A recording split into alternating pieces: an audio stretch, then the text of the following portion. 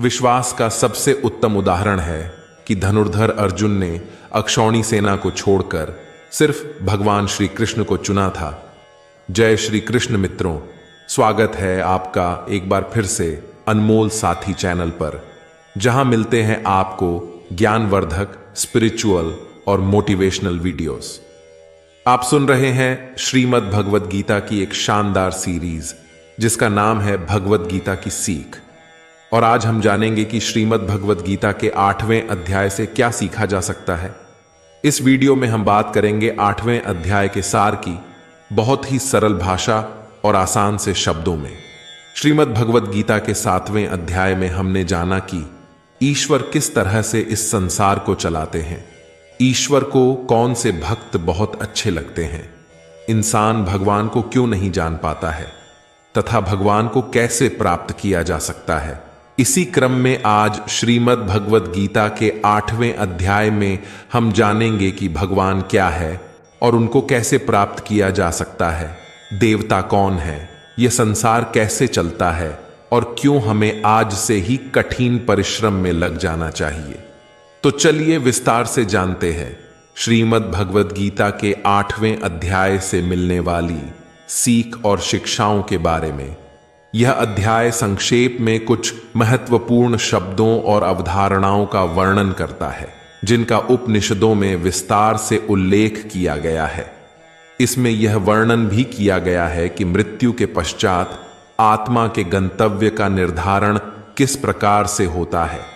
देह का त्याग करते समय यदि हम भगवान का स्मरण करते हैं तब हम निश्चित रूप से उन्हें पालेंगे। इसलिए अपने दैनिक कार्यों को संपन्न करने के साथ साथ हमें सदैव उनकी विशेषताओं, गुणों और दिव्य लीलाओं का चिंतन करना चाहिए। जब हम अनन्य भक्ति से अपने मन को भगवान में पूर्णतया तल्लीन कर लेते हैं तब हम भौतिक आयामों से परे आध्यात्मिक क्षेत्र में प्रवेश करते हैं। तत्पश्चात इस अध्याय में भौतिक क्षेत्र में स्थित कुछ लोकों की चर्चा की गई है। इसमें बताया गया है कि सृष्टि के चक्र में ये लोक और इन पर निवास करने वाले असंख्य प्राणी कैसे इनमें प्रकट होते हैं और प्रलय के समय पुनः अव्यक्त हो जाते हैं। किंतु इस व्यक्त और अव्यक्त सृष्टि से परे भगवान का दिव्य लोक है।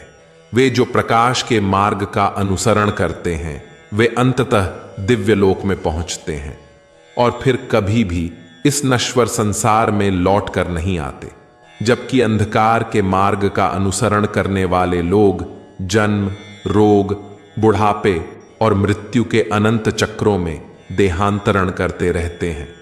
इस अध्याय के प्रारंभ में अर्जुन श्री कृष्ण से कुछ प्रश्न पूछते हैं। अर्जुन कहते हैं, हे कृष्ण, ब्रह्म क्या है, अध्यात्म क्या है और कर्म क्या है, ये देवता कौन है, अधिदैव किसे कहा जाता है, इस संसार के निर्णय कौन करता है।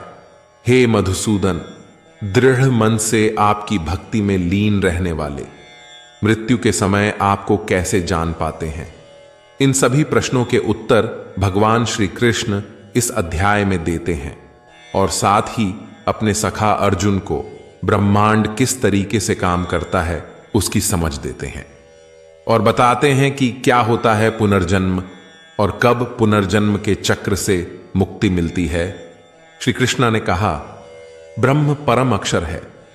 ब्रह्म यानी कि जो अक्षय होता है, जिसका कभी विनाश नहीं होता, अर्थात परम अविनाशी सत्ता को ब्रह्म कहा जाता है। जब आप स्वयं में स्थिर भाव को लेकर आते हैं तो अध्यात्म जो है वो आपके अंदर आता है।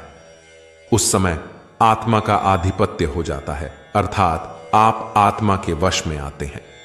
उससे पहले हम सब माया के आधिपत्य में रहते हैं, माया के वश में रहते हैं। इस प्रकार जब हमारे स्वभाव में स्थिर भाव मिल जाता है तो हम आत्मा के वश में आ जाते हैं। यही अध्यात्म की पराकाष्ठा है, यही आखिरी स्थिति है।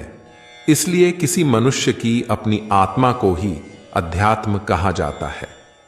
कर्म भूतकाल का एक ऐसा त्याग है जिससे वर्तमान में परिणाम उत्पन्न होते हैं। हमेशा उत्पन्न और अंत होने वाले का ही नाम संसार है। जिनको शास्त्रों में परम पुरुष बताया गया है वही देवता है।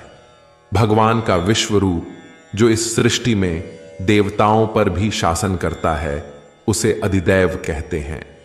सभी प्राणियों के हृदय में स्थित मैं परमात्मा अधियज्ञ या सभी यज्ञों का स्वामी कहलाता हूं। इस संसार का निर्णय करने वाला मैं ही हूं। वे जो शरीर त्यागते समय मेरा स्मरण करते हैं वे मेरे पास आएंगे, इस संबंध में निश्चित रूप से कोई संदेह नहीं है। हे कुंती पुत्र, मृत्यु के समय शरीर छोड़ते हुए मनुष्य जिसका स्मरण करता है वह उसी गति को प्राप्त होता है, क्योंकि वह सदैव ऐसे ही चिंतन में लीन रहता है। इसलिए हमेशा मेरा स्मरण करो और युद्ध लड़ने के अपने कर्तव्य का भी पालन करो। अपना मन और बुद्धि मुझे समर्पित करो, तब तुम निश्चित रूप से मुझे पालोगे, इसमें कोई संदेह नहीं है। हे पार्थ, अभ्यास के साथ जब तुम अविचलित भाव से मन को मुझ पुरुषोत्तम भगवान के स्मरण में लीन करते हो तब तुम निश्चित रूप से मुझे पालोगे। जो लोग हमेशा मुझे याद करते हैं वे बहुत आसानी से मेरे पास आ जाते हैं, और जो मेरे पास आ जाता है उसके सारे दुख और जन्म मृत्यु के चक्कर समाप्त हो जाते हैं। यहां एक बात अत्यंत महत्वपूर्ण है कि भगवान कहते हैं मृत्यु के समय मनुष्य जिस जिस भाव को स्मरण करता हुआ इस शरीर को त्याग देता है वह उसको ही प्राप्त होता है। तब तो यह बहुत अच्छा है कि आप सिर्फ अंत काल में जब आपकी मृत्यु होने जा रही है तब आप भगवान को याद कर लीजिए और आपको भगवान मिल जाएंगे, क्योंकि उन्होंने कहा कि मनुष्य जिस चीज को याद करता है वही चीज उसे मिल जाती है। लेकिन ऐसा होता नहीं है, क्योंकि पूरे जीवन भर आप जिसका अभ्यास कर रहे होते हैं, तो जब अंत समय आता है, जब आपको पता होता है कि मेरी मृत्यु होने जा रही है, तो अंत काल में वही विचार आपके मन में आता है जिस विचार का आप जीवन में लगातार अभ्यास कर रहे थे। इसलिए भगवान श्री कृष्ण अर्जुन को कहते हैं कि तुम निरंतर मेरा चिंतन करने का अभ्यास करो, जिससे तुम अंतकाल में मेरा ही स्मरण करोगे, मुझे याद करोगे और मुझे प्राप्त हो जाओगे। श्री कृष्ण कहते हैं कि मुझे प्राप्त करके महान आत्माएं फिर कभी इस संसार में पुनः जन्म नहीं लेती, जो कि अनित्य और दुखों से भरा है, क्योंकि वे पूर्ण सिद्धि प्राप्त कर चुकी होती हैं। हे अर्जुन, इस भौतिक सृष्टि के सभी लोकों में ब्रह्मा के उच्च लोक तक तुम्हें पुनर्जन्म प्राप्त होगा, परंतु हे कुंती पुत्र, मेरा धाम प्राप्त करने पर फिर आगे पुनर्जन्म नहीं होता। हे अर्जुन, इस भौतिक सृष्टि के सभी लोकों में ब्रह्मा के उच्च लोक तक तुम्हें पुनर्जन्म प्राप्त होगा, परंतु हे कुंती पुत्र, मेरा धाम प्राप्त करने पर फिर आगे पुनर्जन्म नहीं होता। ब्रह्मा का एक दिन पृथ्वी के 1000 युगों का होता है और एक रात भी 1000 युगों की होती है। ब्रह्मा के दिन की सुबह में ही संपूर्ण संसार का निर्माण होता है तथा रात के आरंभ में ही संसार फिर से ब्रह्मा में समा जाता है, और हर दिन ऐसा ही चक्कर चलता रहता है। लेकिन जो मेरे भक्त होते हैं वे जल्दी ही इस चक्र से मुक्त हो जाते हैं। हे अर्जुन, अब मैं तुम्हें वो 2 रास्ते बताऊंगा जिनसे होते हुए ही लोग या तो परम गति को प्राप्त होते हैं या फिर इस संसार में वापस आ जाते हैं। जब सूर्य का प्रकाश रहता है, शुक्ल पक्ष होता है और सूर्य उत्तरायण में होता है, तब शरीर छोड़ने वाले कर्मयोगी मेरे पास हमेशा के लिए आ जाते हैं। इसके विपरीत जब रात्रि होती है, कृष्ण पक्ष होता है और सूर्य दक्षिणायन में होता है, उस वक्त पर कर्मयोगी शरीर त्याग कर परलोक में बहुत समय तक तरह तरह के आनंद सुख भोग करके वापस जन्म लेते हैं। केवल एक योगी ही इस रहस्य को जानकर सब कर्मों के फलों का मोह छोड़कर परम ब्रह्म को प्राप्त होता है। मित्रों, जब आप मेडिटेशन में जाते हैं, साधना करने लगते हैं, तो बहुत सारे थॉट्स या विचार आते हैं। ऐसी बातें दिमाग में आने लगती हैं जो आपने कभी सोची नहीं होंगी। उल्टे सीधे ख्याल आते हैं, एक के बाद एक विचार जुड़ता चला जाता है। आप यहां से अचानक किसी और दुनिया में चले जाते हैं। रिश्तेदारों से लेकर के, दोस्तों से लेकर के, ऑफिस की बातें सब दिमाग में घूमने लगती हैं। बस तभी आपको युद्ध करना है, उन सारे विचारों को हटाना है और एकमात्र परमात्मा का विचार लेकर आना है।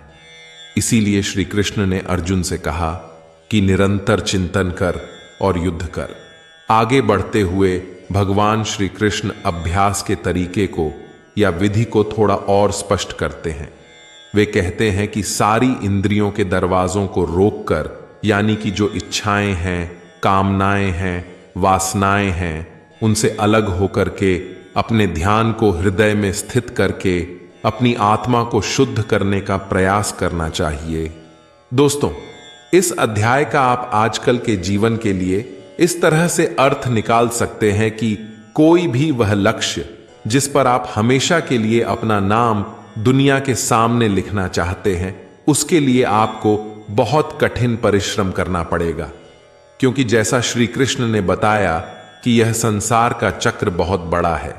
यहां लोग आते रहते हैं और लोग जाते रहते हैं, लेकिन जिन लोगों को अपनी जिंदगी में कुछ ऐसा करना है जिसकी वजह से उनका नाम हमेशा के लिए दुनिया में अमर हो जाए, उन लोगों को ज्ञान योगी और कर्म योगी बनना पड़ेगा।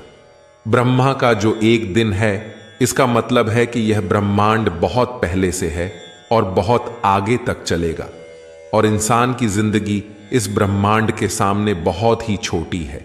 इसलिए ऐसा ना हो कि आप जीवन में सिर्फ सपने संजो के बैठ जाओ और ब्रह्मा जी की शाम हो जाए।